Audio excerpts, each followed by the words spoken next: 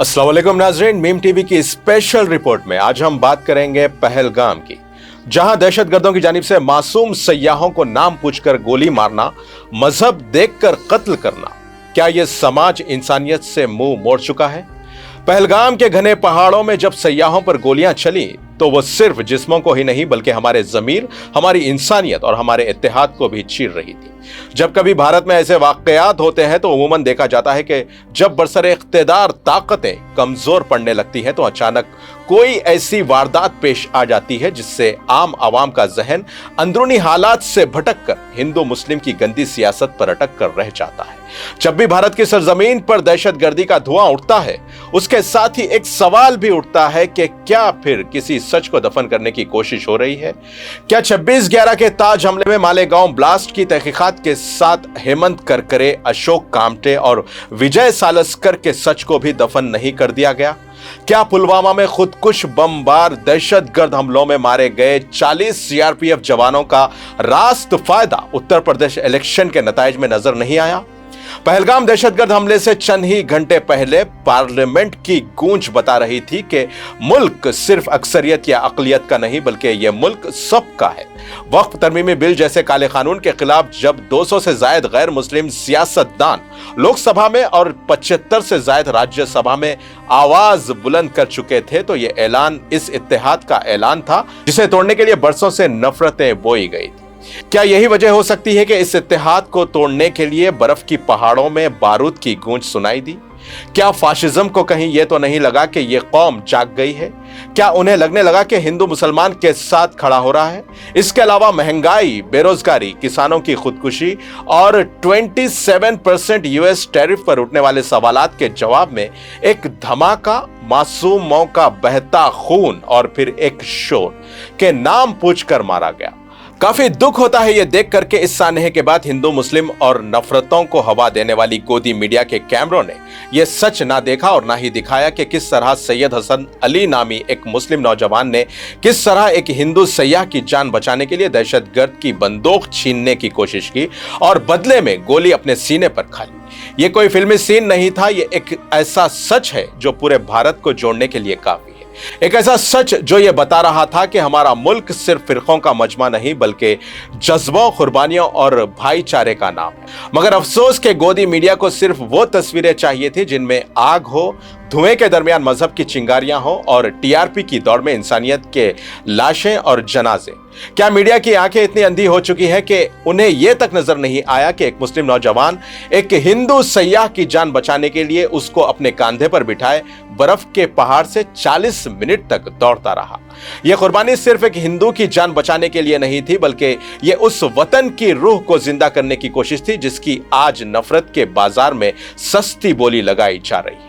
गोदी मीडिया अगर सच ना दिखाए तो हम मीम टीवी की जानिब से हर सच आपके सामने लाने की कोशिश करेंगे और हम पहलगाम दहशतगर्द हमले में मारे गए बेगुनाह और मासूम सयाहों की हलाकत पर अफसोस करते हुए ऐसी दहशतगर्द कार्रवाइयों की सख्त मुखालिफत करते हुए गोदी मीडिया की जानिब से नजरअंदाज किए गए सैयद हसन अली की कुर्बानी को सलाम भी पेश करते हैं। कुरान मजीद में सूरह मायदा की आयत नंबर 32 में अल्लाह ताला फरमाता है कि जिसने किसी एक इंसान को कत्ल किया गोया उसने पूरी इंसानियत को कत्ल कर दिया। ये आयत इंसान की हुर्मत, जान की कद्र और जुल्म के खिलाफ इस्लाम के सख्त मौक़िफ़ को जाहिर करती है। इस्लाम में एक बेगुनाह की जान लेना गोया पूरी इंसानियत के कत्ल के बराबर है। क्या हमें चौकन्ना रहने की जरूरत नहीं है? क्या हमें इन साजिशों को पहचानने की जरूरत नहीं है?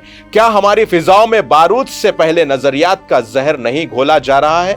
क्या आपको अब भी नहीं लगता कि हिंदू मुस्लिम नफरतों के जरिए इस मुल्क में दो नजरियात की सियासत चल रही है? कभी किसी लीडर की नफरत भरी तकरीर पर तालियां बजाना और नारे लगाना हमारा मिजाज नहीं बन चुका है? और हम अब भी खामोश रहे तो एक दिन ये जहर इतना फैल जाएगा, ना कोई मंदिर महफूज रहेगी और ना ही कोई मस्जिद, ना गंगा बचेगी और ना ही जामे, और कुछ बाकी रह जाएगा तो सिर्फ एक राख का ढेर और बस एक सन्नाटा। हमें इस सियासी खेल को बेनकाब करने की जरूरत है और हमें इस भारत को वापस लाना होगा जहां मजहब नहीं बल्कि मोहब्बत सबसे बड़ा नजरिया हो, क्योंकि अगर हम अब भी उन्हें नहीं पहचानेंगे तो कल कोई हमें पहचानने वाला नहीं होगा।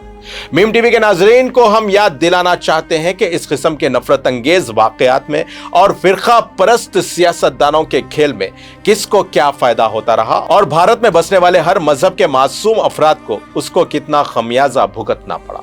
सूरह अनाम की आयत नंबर 108 में अल्लाह ताला फरमाता है कि और जिन्हें ये लोग अल्लाह के सिवा पुकारते हैं उन्हें गालियां मत दो, कहीं ऐसा ना हो कि वो जहालत में हद से बढ़कर अल्लाह को गालियां देने लग जाएं। लेकिन अफसोस 24 दिसंबर 2012 निर्मल आदिलाबाद के एक सियासी जलसे में इसी आयत की रूह को पामाल कर दिया गया। उस दिन न सिर्फ एक मुकद्दस तालीम की खुल्लम खुल्ला खिलाफ वर्जी की गई बल्कि 15 मिनट जैसा जहर आलूद जुमला मुल्क की सालिमियत और भाईचारे को चाक चाक करता चला गया। 15 मिनट की वो बात सिर्फ वक्त का एक जुमला नहीं था, वो दरअसल नफरत, तकसीम और शिद्दत पसंदी के सांप की एक सरसराहट थी जिसने दिलों में दरारें डाल दी। ये 15 मिनट का सीधा फायदा 2014 के पार्लिमानी इंतखाबात में एक सियासी पार्टी को पहुंच गया और उस तकरीर के बाद वो सियासतदान अपने इलाज के बहाने लंदन तो चले जाते हैं, लेकिन 2015 में 52 साला मोहम्मद अखलाक, 2017 में राजस्थान के पहलू खान और 2019 में तबरेज अंसारी अपने खून से उसका बदला चुकाते हैं और उनको भी नाम और मजहब पूछकर ही मारा जाता है, जिस तरह पहलगाम में दहशतगर्दों ने नाम और मजहब पूछकर गोलियां चला दी।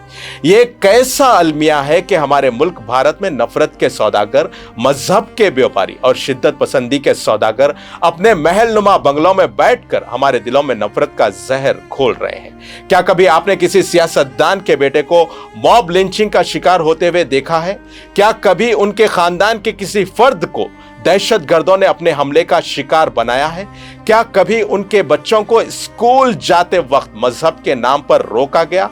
नहीं, हरगिज नहीं, क्योंकि वो हर फसाद, हर हादसे, हर आंसू से कोसों दूर किसी तरक्की याफ्ता मुल्क में आला तालीम हासिल कर रहे हैं, किसी आलीशान फार्म हाउस में आराम फरमा रहे हैं और हम एक दूसरे से उलझ रहे हैं, नफरत में डूबते चले जा रहे हैं और बर्बादी की जानिब बढ़ रहे हैं। ये वही सियासतदान है जो हर इलेक्शन से पहले हमारी हिंदू मुस्लिम शिनाख्त को जख्म देते हैं, जिन्हें हमारे दुखों से और हमारी लाशों से और हमारे आंसुओं से नहीं, सिर्फ हमारे ओटों से गर्ज है। उन्हें हमारी लाशों पर तकरीरें करनी आती हैं, लेकिन जख्म पर मरहम रखना नहीं आता। शायद यही देखकर हबीब जालिब ने क्या खूब कहा कि सरे मेंबर वो ख्वाबों के महल तामीर करता है, इलाजे गम नहीं करता, फकत तकरीर करता है। ये वही लोग हैं जो हमें मजहब के नाम पर लड़वाते हैं और खुद अपने बच्चों को ऐसे स्कूल्स में पढ़ाते हैं जहां मजहब नहीं, सिर्फ इल्म होता है, जहां इंसानियत की बात होती है, और हम यहां मजहब के नाम पर इंसानियत को दफन करते चले जा रहे हैं। हमें सोचना होगा कि कब तक हम उनके हाथों का खिलौना बनते रहेंगे, कब तक हम अपनी गलियां खून से रंगते रहेंगे, जबकि वो एयर कंडीशन कमरों में बैठे अमन की बातों पर तकरीरें करते रहेंगे। क्या वाकई हमारा मजहब हमें नफरत सिखाता है, या ये सियासतदान हमें हमारे मजहब का गलत मतलब समझाकर अपने मफाद की सीढ़ियां चढ़ते जा रहे हैं? अब वक्त आ चुका है कि हम उन महलों की दीवारें चीर कर देखें। वहां कोई हिंदू नहीं, कोई मुसलमान नहीं, वहां सिर्फ पावर है, ताकत है और इख्तिदार है, और हम सिर्फ वोटर हैं, जज्बाती मोहरे हैं जिन्हें हर बार इस्तेमाल किया जाता रहा है। अब वक्त है उठने का, अपने मजहब को पहचानने का और अपने हमवतनों को गले लगाने का, और उन सियासतदानों से सवाल करने का कि जो तुम हमें तकसीम करके एक दूसरे से अलग कर रहे हो, क्या इससे सिर्फ दो फिरका परस्त सियासी पार्टियों को ही फायदा नहीं होगा? और हम इस नफरत की आग में जलते रहें तो क्या ये हमारा ये मुल्क एक अजीम मुल्क बन पाएगा? आखिर में हम मीम टीवी की जानिब से एक अपील करना चाहते हैं कि कल जुमे की नमाज में तमाम मुसलमान अपनी मसाजिद को पहलगाम में हुए मासूम सयाहों के कत्लेआम के खिलाफ अपने बाजुओं पर काले पट्टियां बांधकर मसाजिद को जाएं और कानून के दायरे में रहते हुए पुरअमन एहतजाज दर्ज करवाएं। इसी के साथ नाज़रीन, मीम टीवी की स्पेशल रिपोर्ट का सिलसिला यहीं खत्म होता है। ताज़ा खबरों और स्पेशल रिपोर्ट्स के लिए देखते रहें मीम टीवी न्यूज़, और अब मुझे दें इजाज़त। अल्लाह हाफिज।